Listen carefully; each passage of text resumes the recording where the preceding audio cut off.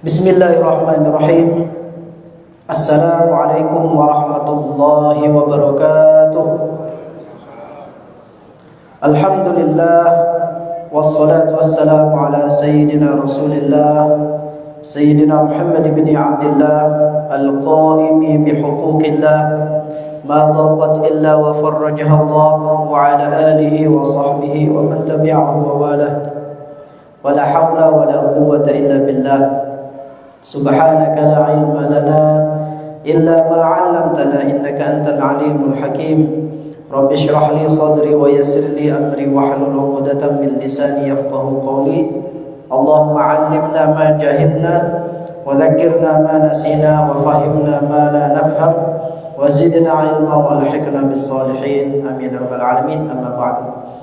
Ma'asyiral muslimin rahimakumullah. Alhamdulillah kita kembali bisa berkumpul di tempat yang mulia ini dalam rangka kita menunaikan kewajiban kita bersama, melaksanakan ibadah sholat maghrib secara berjamaah, dan sebentar lagi juga kita akan melaksanakan kewajiban kita untuk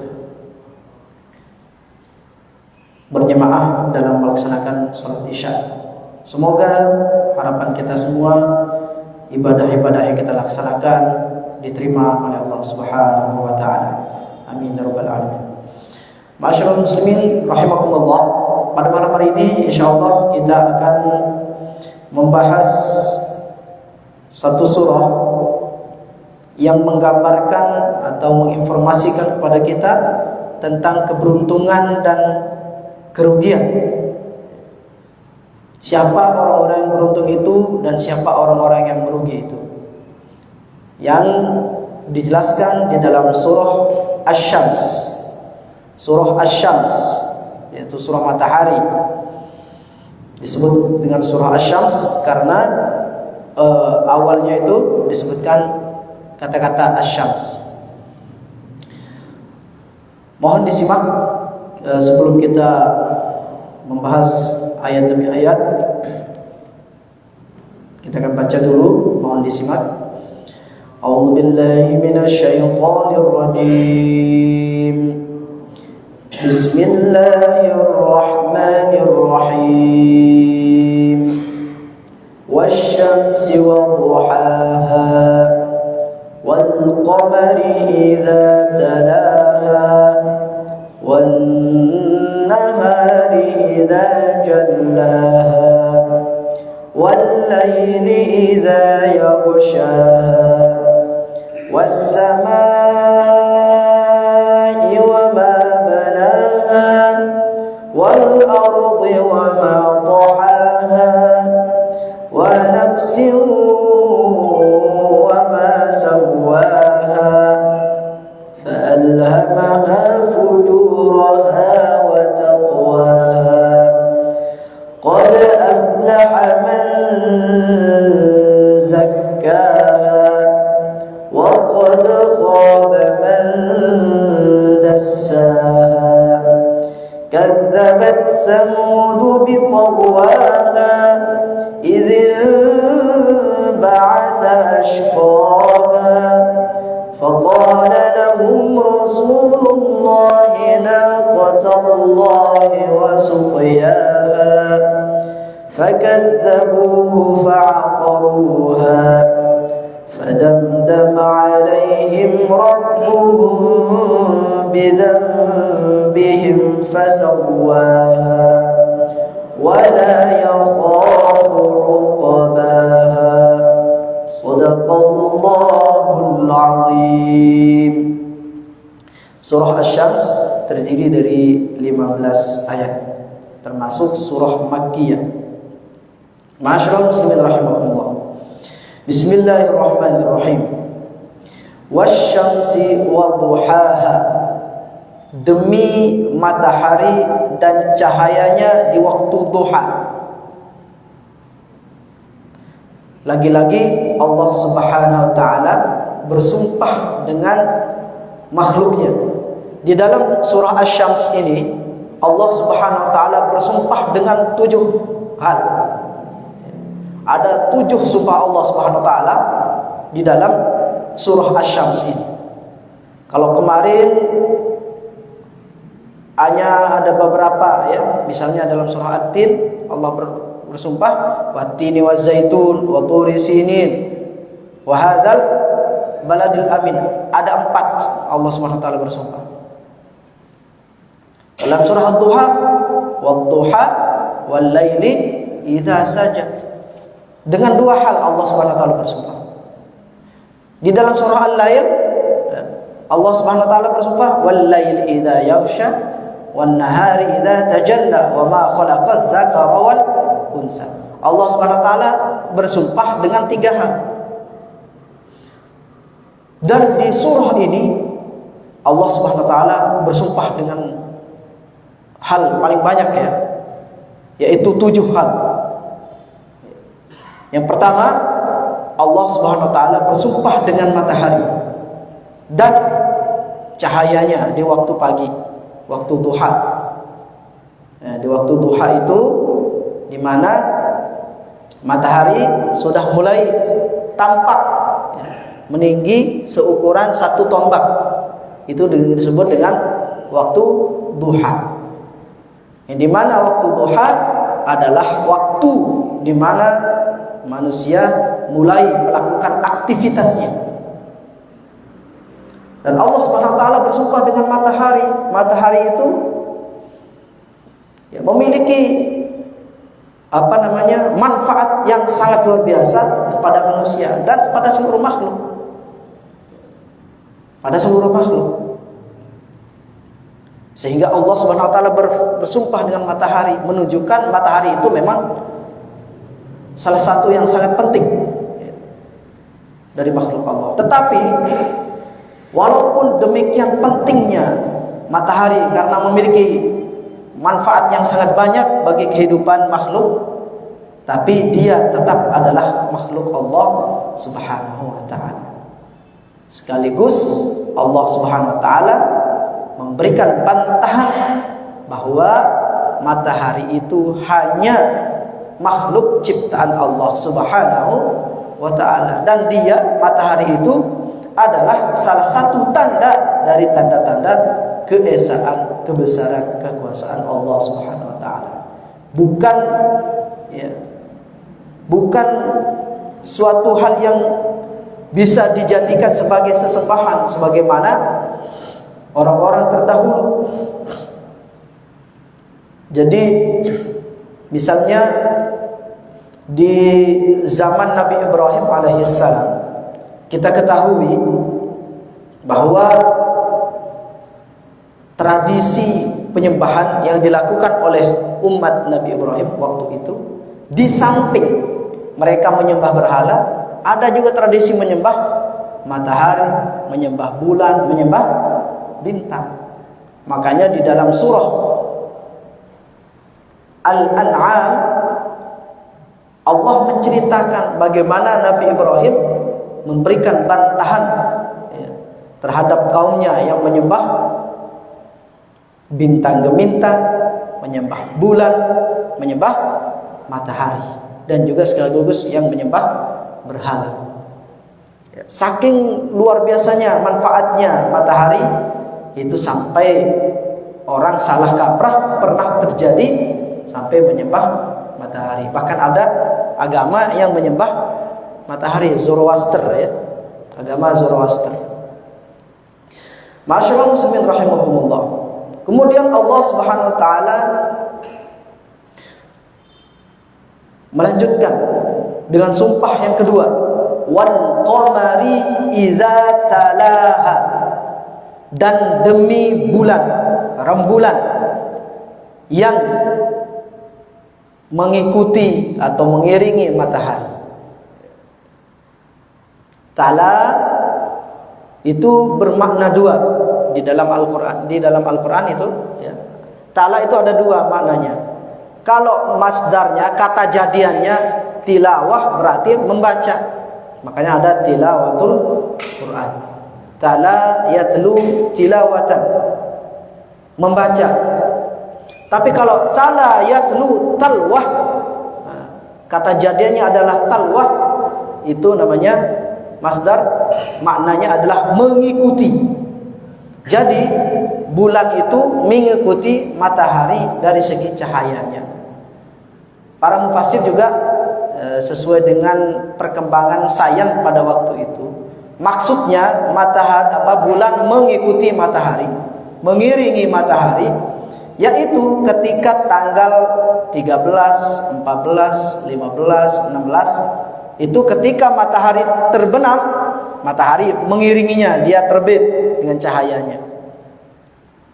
Tapi perkembangan sains kita saat ini, maka kita ketahui bahwa rembulan itu mengikuti cahayanya matahari, karena bulan itu sebenarnya tidak memiliki cahaya, dia hanya ngambil dari cahayanya matahari.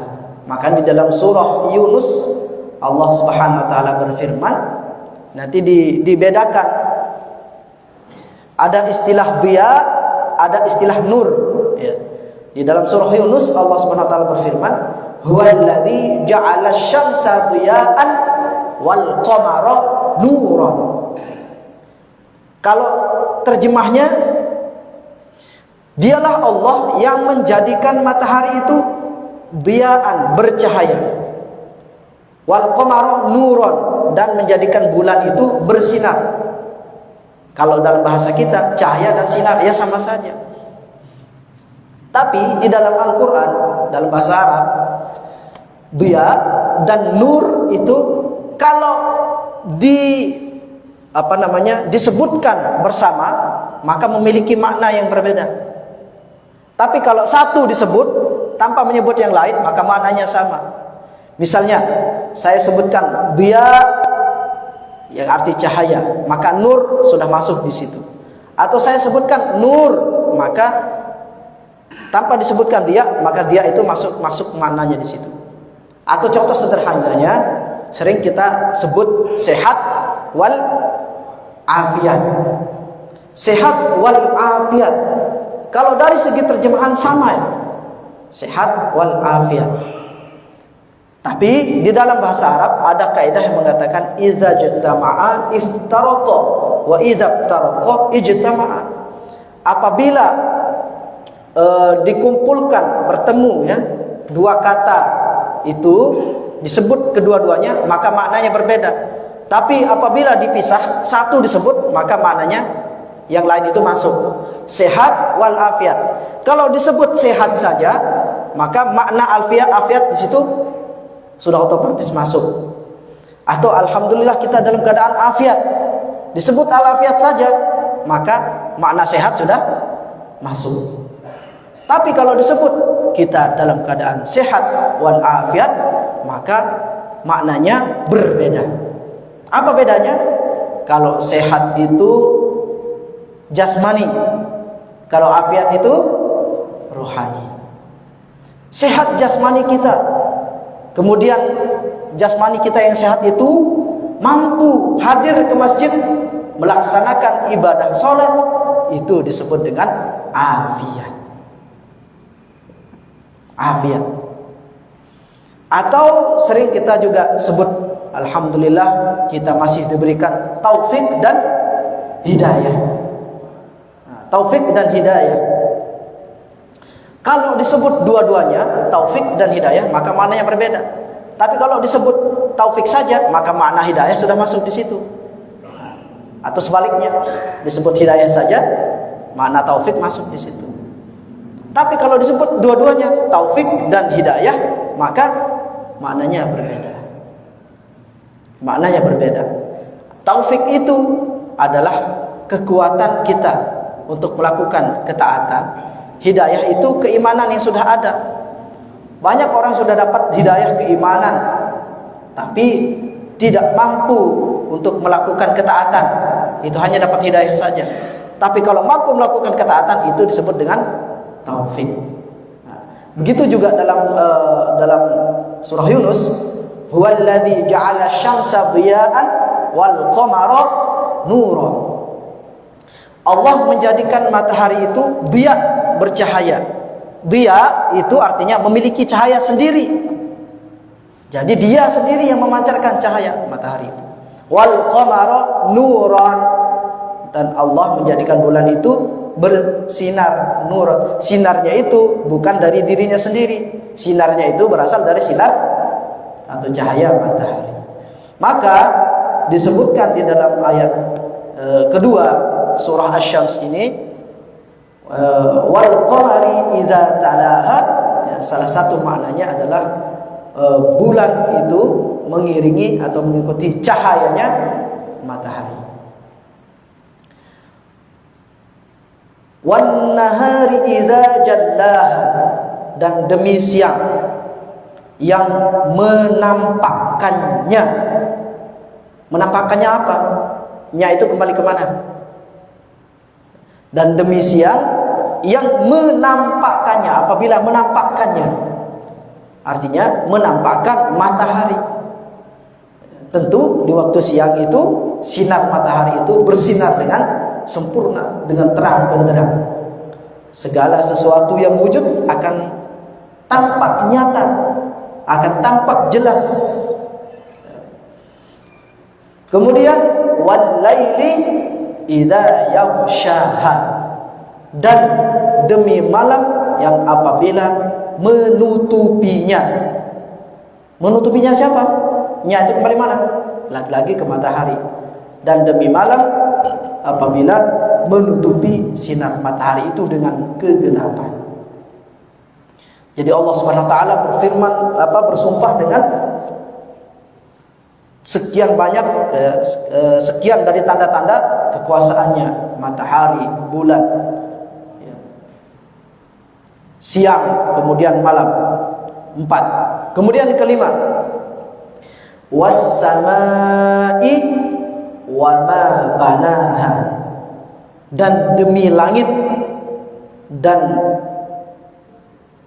yang menciptakannya, yang mengkonstruksinya, yang membangun langit itu dengan sangat menakjubkan, ya, konstruksinya sangat menakjubkan. Bagaimana tidak? Langit diangkat tanpa adanya tiang, ya.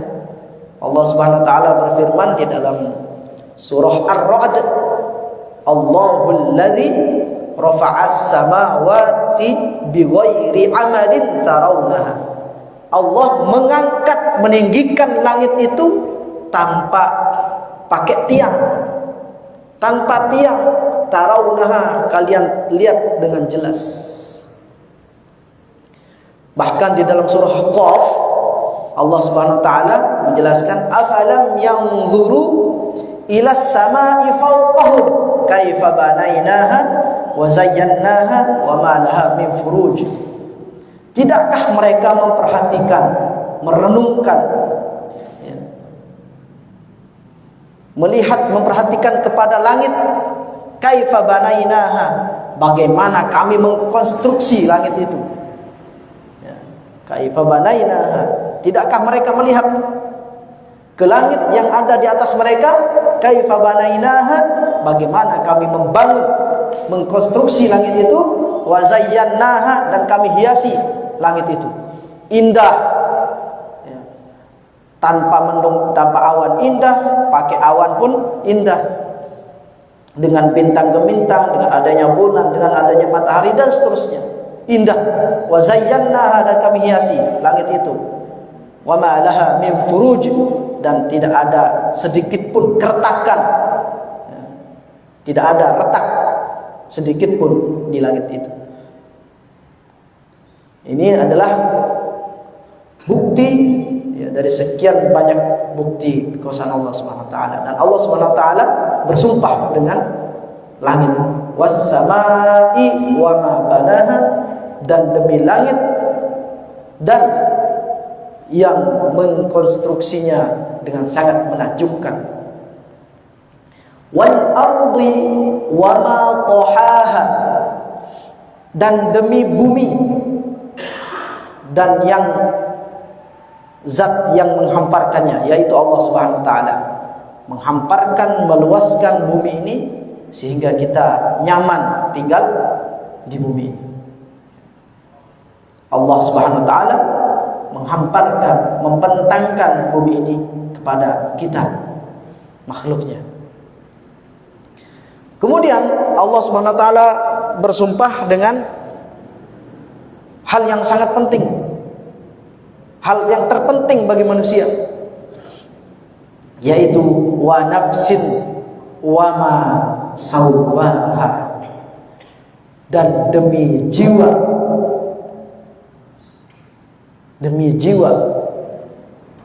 wa ma sawwaha, dan yang menyempurnakannya. Jadi jiwa itu disempurnakan oleh Allah Subhanahu wa taala dengan diberikan jasmani kepada kita. Karena kalau jiwa ini hanya kita memiliki jiwa, maka jiwa itu tidak bisa berbuat apa-apa tanpa adanya jasmani. Begitu juga jasmani, tanpa adanya ruh, tanpa adanya jiwa, maka jasmani kita juga tidak bisa berbuat apa-apa. Maka dikawinkanlah antara ruh dan jasad, jasmani dengan jiwa kita itu, maka itulah yang disebut dengan hayat. Disebut dengan hayat, kehidupan. Kehidupan itu adalah hasil perkawinan antara jiwa dengan fisik atau jasmani kita. Ketika jasmani dan jiwa atau ruh kita itu bercerai, pisah, maka itu yang disebut dengan maut atau mati. Maka Allah Subhanahu wa taala sempurnakan jiwa itu dengan diberikan anggota badan, ya, diberikan fisik dengan anggota badan yang seimbang, serasi, juga terus dilengkapi dengan kekuatan, ya, ada energi lahir dan batin. Allah sempurnakan. Kemudian Allah Subhanahu wa taala menjawab sumpah itu dengan mengatakan fa'alhamaha fujuraha wa taqwaha. Fa'alhamaha fujuraha wa taqwaha. Maka Allah Subhanahu wa taala mengilhamkan kepada jiwa manusia itu, ya, fujur dan takwa. Fujur artinya kejahatan, takwa artinya ketakwaan, kebaikan. Artinya Allah mengilhamkan, Allah memberikan pemahaman kepada jiwa itu, kepada akal kita. Karena nanti kalau kita bahas masalah nafsu, jiwa itu ada namanya qalbun, ada namanya nafsun, ada namanya ruh, ya, ada namanya sir, fuad, dan seterusnya. Ya. Jadi Allah Subhanahu wa taala memberikan pemahaman, menyempurnakan juga jiwa itu dengan adanya akal, sehingga Allah berikan pemahaman melalui akal itu, kita bisa membedakan antara keimanan dan kekufuran, antara ketaatan dengan kemaksiatan, antara petunjuk dengan kesesatan, ya, antara kedurhakaan dengan ketaatan. Allah Subhanahu wa taala sudah memberikan kita instrumen. Semua manusia diberikan. Pernah kita bahas masalah hidayah, ya. Dulu ketika kita bahas surah Al-Fatihah, ya kan?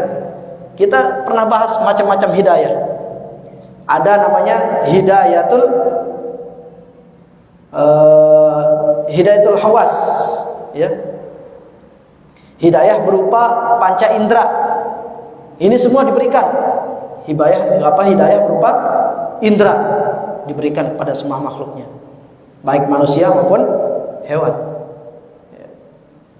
Ada hidayah namanya hidayatul ilham. Ada hidayah berupa ilham, insting. Ini juga berlaku bagi manusia dan hewan. Hewan juga punya insting. Predator misalnya punya insting untuk menyerang. Nah, kemudian yang dijadikan sasaran itu bisa punya insting untuk melindungi dirinya. udah punya insting. Itu namanya hidayatul ilham, hidayah insting. Kemudian ada hidayatul akli, hidayah berupa akal. Nah, Allah Subhanahu wa taala memberikan manusia itu akal sehingga dapat memahami, dapat mengetahui, dapat mengenal antara yang baik dengan yang buruk, antara petunjuk dengan kesesatan, antara kejahatan dengan kebenaran, antara ketaatan dengan kemaksiatan, antara keimanan dengan kekufuran. Semua kita diberikan itu oleh Allah Subhanahu wa taala, sebuah instrumen, yaitu namanya akal. Maka Allah Subhanahu wa taala fa'alhamaha, Allah mengilhamkan, memberikan pemahaman kepada jiwa itu, ya, fujuraha wa taqwaha. Fujur artinya kejahatan, maksiat, keburukan, wa taqwaha dan ketakwaan, kebaikan. Maka Allah Subhanahu wa taala melanjutkan, qad aflaha man zakkaha. Sungguh beruntung orang yang membersihkan, mensucikan jiwanya itu. Sampai Allah Subhanahu wa taala menguatkan, memberikan keyakinan kepada kita hambanya, agar kita benar-benar yakin untuk meraih kesuksesan itu dengan menyucikan jiwa. Allah sampai bersumpah dengan 7 hal, dengan matahari, dengan bulan, dengan siang, dengan malam, dengan langit, dengan bumi, bahkan dengan jiwa kita, yang apabila kita sucikan, maka kita akan menjadi hamba yang paling beruntung, paling bahagia. Qad aflaha man zakkaha.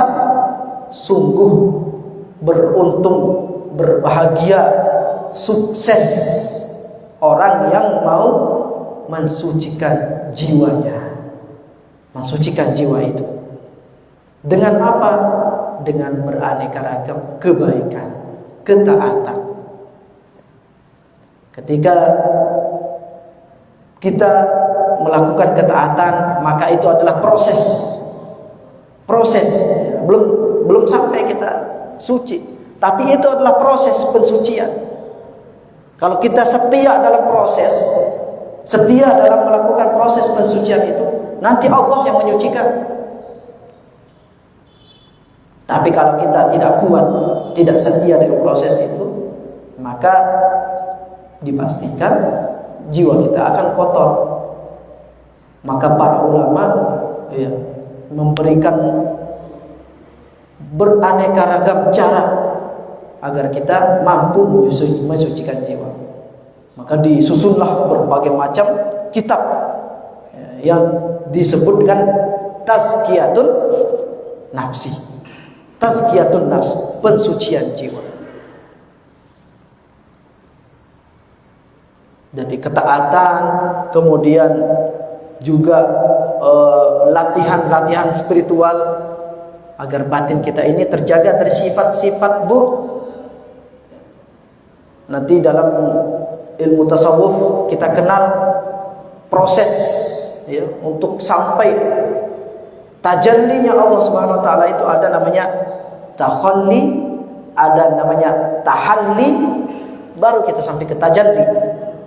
Takhalli itu kita buang, ya, bersihkan segala sifat-sifat buruk, kotor-kotoran hati itu, kotoran-kotoran jiwa itu kita bersihkan. Tentunya melalui riyadhah, mujahadah, melalui perjuangan, melalui latihan. Kemudian setelah membuang kotoran, bersihkan kotoran-kotoran hati, kotoran jiwa itu, baru namanya tahalli. Kalau sudah hilang kotoran-kotorannya, baru ada namanya proses tahalli. Tahalli itu artinya menghiasi. Nah, kalau sudah bersih, kotorannya sudah tidak ada, baru dihiasi. Dihiasi dengan apa? Sikap atau sifat-sifat buruk, sifat-sifat baik. Bersihkan sikap angkuh, sifat sombong, sifat ria, sifat hasad, ya, keras hati, ya, tidak mau menerima nasihat dan seterusnya. Itu dibersihkan, dibuang, ya, dibersihkan. Baru nanti dihiasi dengan sifat-sifat baik, rendah hati, pemaaf, dermawan, dan seterusnya. Baru nanti akan tajalli, ya, akhlak Allah itu akan nampak pada diri seseorang. Maka kalau kita sudah mampu, ya, kita setia dalam melakukan proses tazkiyatun nufus, pensucian jiwa itu, nanti Allah yang akan mensucikannya. Qad aflaha man zakkaha. Sungguh beruntung, sungguh bahagia orang yang melakukan pensucian jiwa. Wa qad khaba man dassaha. Dan sungguh merugi orang yang mengotori jiwanya. Mengotori jiwanya, membiarkan jiwanya sakit. Kalau bersih pangkal sehat, benar. Kalau kita bersihkan hati kita, maka hati kita, jiwa kita akan sehat. Kalau kita kotori, ya, kotor itu pangkal sakit. Berarti kotor adalah pangkal sakit. Kalau kita biarkan jiwa itu sakit, kotor, nanti pasti akan sakit. Dan kalau sudah sakit tidak mau diobati, dibiarkan sakitnya, maka hati itu akan mati. Dan itu akan menjadi orang yang paling jahat kalau sudah hatinya mati. Wa qad khaba man dassaha. Dan sungguh merugi orang yang mengotori jiwanya. Mengotori jiwa itu. Al-Imam Al-Ghazali mengkategorikan orang yang buruk itu ada 4 tingkatan. Ada 4 tingkatan. Yang pertama disebut dengan jahil, bodoh, dia tidak tahu. Dia melakukan keburukan itu karena tidak tahu. Dan orang yang seperti ini cepat sadarnya. Kalau dikasih tahu, oh salah ya, maka dia cepat kembali kepada kebenaran. Kalau orang tidak tahu, melakukan keburukan dengan tidak tahu, itu disebut dengan jahil. Kalau kasih tahu, dia cepat menerima. Ada tingkatan yang kedua, yaitu orang sudah tahu itu salah, itu maksiat, itu keburukan, sudah tahu, tapi dia sudah mulai senang, gemar melakukannya. Tahu itu keburukan, tahu itu kemaksiatan, tapi dia senang. Itu namanya orang dhalun, orang sesat. Sudah tahu benar, sudah tahu salah, tapi dia sudah senang melakukan. Itu namanya orang yang nyasar, sudah sesat. Tapi ini masih ada harapan. Kalau diingatkan, oh iya, ingat, dikasih peringatan, bisa kembali lagi. Kemudian yang ketiga, tingkatannya orang yang mengotori jiwa itu adalah apa yang disebut dengan syarir. Syarir itu buruk. Dia sudah mulai nikmat melakukan keburukan. Sudah tahu, kemudian gemar sampai pada tahap kenikmatan. Misalnya enggak mabuk semalam, pusing dia. Itu sudah nikmat itu. Kecanduan dengan maksiat. Itu namanya syarir, ya. Jahil, dhal, syarir. Orangnya bodoh, orangnya tersesat, orangnya buruk. Itu sudah mulai, itu sudah senang nikmat melakukan kemaksiatan. Tapi itu masih ada harapan. Yang paling parah adalah tingkatan jahil, Dal, syarir, fasid. Fasid itu rusak. Sudah nggak buruk lagi, tapi sudah rusak. Kalau sudah rusak nggak bisa diperbaiki. Kayak HP nih misalnya, sudah rusak semuanya, udah rusak. Mau dibawa ke konter, orang konternya bilang ya udah ke laut aja. Ya. Itu manusia ada yang begitu, fasid, rusak. Itu bukan nikmat lagi melakukan maksiat, tapi bangga. Bukan nikmat lagi, tapi sudah berbangga dengan kemaksiatannya. Bahkan mencemooh, mengolok orang yang melakukan ketaatan. Dia lebih bangga dengan maksiatnya. Itu orang fasid, orang sudah rusak. Ma'asyiral muslimin rahimakumullah. Maka sungguh merugilah orang yang mengotori jiwanya dengan kemaksiatan. Dan selanjutnya di ayat yang berikutnya Allah Subhanahu wa taala memberikan contoh kasus terkait orang yang mengotori jiwanya sehingga dia rugi serugi-ruginya. Siapa? Allah Subhanahu wa taala menjelaskan contoh tersebut adalah kadzabat Samudu bitawwaha. Kaum Samud telah mendustakan Rasulnya, telah mendustakan Allah, Rasulullah, yaitu siapa? Nabi Saleh. Nabi Saleh, umatnya Nabi Saleh, kaumnya Nabi Saleh. Dia mendustakan Nabi Saleh karena kesombongannya, karena sudah bangga dengan maksiatnya, sehingga dia menganggap Nabi Saleh itu bukan apa-apa, bahkan mengatakan sebagai pendusta, pembohong. Kadzabat Samud bitawwaha. Kaum Samud mendustakan Nabi Saleh dengan sebab kesombongan mereka. Idzin ba'atha ashqaha, yaitu ketika bangkit orang yang paling celaka.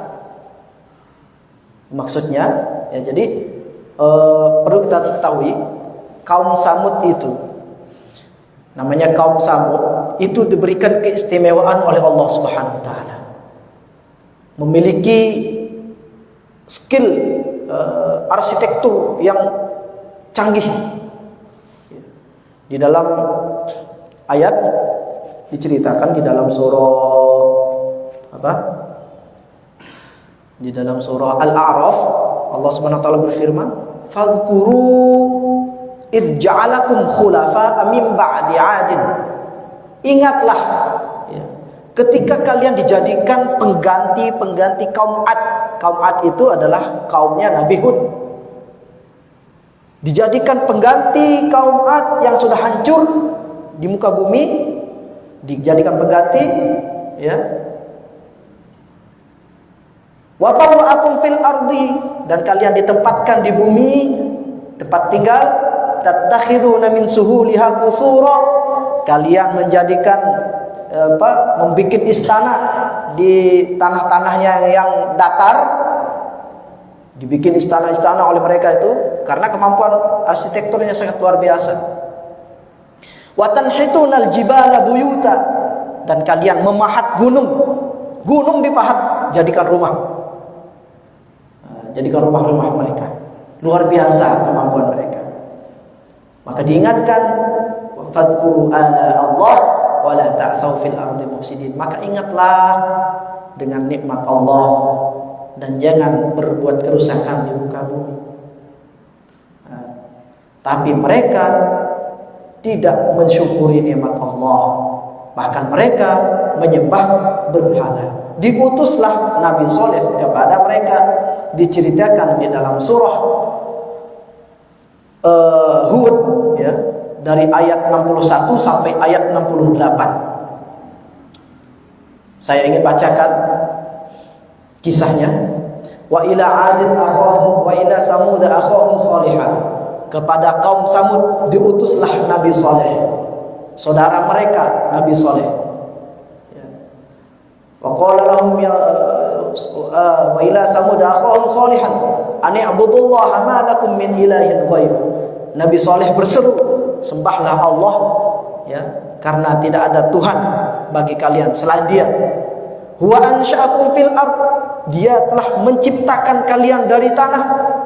Wasta'marakum fiha, dan menjadikan kalian sebagai pemakmur bumi ini. Ya. Fastaghfiruh, maka minta ampunlah kepada Allah. Tsumma tubu ilaih, maka dan minta bertobatlah kepadanya. Inna rabbi qaribun mujib, karena sesungguhnya Allah Tuhanku itu maha dekat lagi maha menerima, menjawab doa, mengabulkan doa. Apa kata kaum Samud itu? Qalu ya Salihu qad kunta fina marjuwan qabla hadza. Wahai Saleh, kamu sebelum ini adalah orang yang benar-benar kami harapkan di tengah-tengah kami. Kamu itu orang pintar, orang baik, maka kami harapkan di tengah-tengah kami itu kamu yang kami jadi harapan kami untuk mampu memimpin kami. Ternyata apa yang kamu lakukan sekarang? Atanhana an na'budu ma ya'bud, atanhana an na'budu ma ya'budu abauna. Malah kamu sekarang melarang kami untuk menyembah sesembahan yang disembah oleh nenek moyang kami. Wa innana la fi syakkim mimma tad'una ilaihi murib. Dan sungguhnya kami meragukan apa yang kamu serukan itu dengan keraguan yang sangat besar. Ragu gitu. Maka Nabi Saleh menjawab, qala ya qaumi ara'aytum in kuntu ala bayyinatin min rabbi wa atani minhu rahmah. Wahai kaumku, bagaimana pendapatmu jika aku punya bukti yang nyata tentang kebenaran ajaranku ini, ya, wa atani minhu rahmah, dan Allah telah memberikan rahmat kepadaku berupa kenabian, ya, faman yansuruni minallah in asaitu, maka siapakah yang mampu menolongku dari azab Allah jika aku mendurhakainya? Fama tazidunani ghairu takhsir, dan kalian tidak mampu menambah apapun kepadaku kecuali hanya kerugian. Maka kaum Samud itu, ya ini mau Isya ya nanti bersambung lah ya. Nanti kaum Samud itu minta bukti ya, kepada Nabi Saleh, kalau ajaran kamu itu benar, maka keluarkanlah unta dari batu dengan ciri-ciri yang tertentu, dengan sifat-sifat unta itu tertentu. Salah satunya harus unta betina, ya, unta betina yang hamil 7 bulan. Nah, ini kengeyelan kaum Samud, sudah diberikan berbagai macam nikmat, keahlian, skill, arsitektur, ya, nikmat yang banyak, tapi tetap ngeyel, gak mau bertauhid pada Allah, bahkan terus minta bukti-bukti yang lain. Nah, ini kedurhakaan kaum Samud. Insyaallah nanti kita sambung pada pertemuan yang akan datang. Jadi surah Asy-Syams belum selesai. Semoga bermanfaat. Subhanakallahumma wa bihamdika asyhadu an la ilaha illa anta astaghfiruka wa atubu ilaik. Allahumma fiq wal hadi ila sabilir rasyad. Assalamualaikum warahmatullahi wabarakatuh.